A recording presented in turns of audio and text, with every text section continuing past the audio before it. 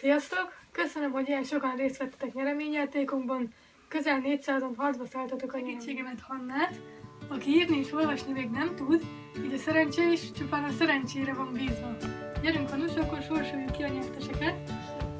Akire gondolsz, oda tegyél egy pöttyöt. Minden napon csak egyet jelöl.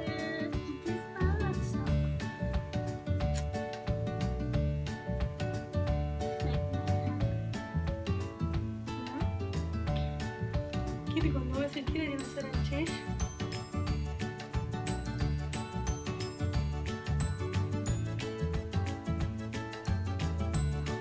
Mondjuk Ő? igen. Önpörgő Edina.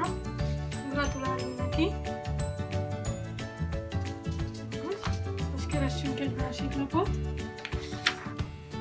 Na, hozzunk akkor még egyet. Na, így jön gyorsan. Ő? Halasi Melinda. Gratulálunk neki is. Na, még egyet. Na, az aljáról húzzál valahonnan. Jó, köszönöm. Innen nézd, mondjuk. Mondjuk én ezt. Az is jó.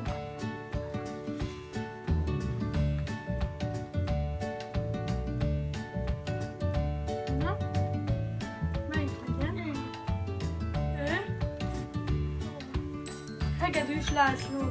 Gratulálunk neki. Ez fiú. Igen, ő férfi. Melyik? Az.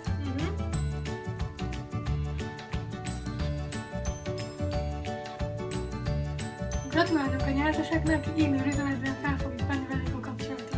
Köszönjük szépen a játékban való részvételt. Sziasztok! Én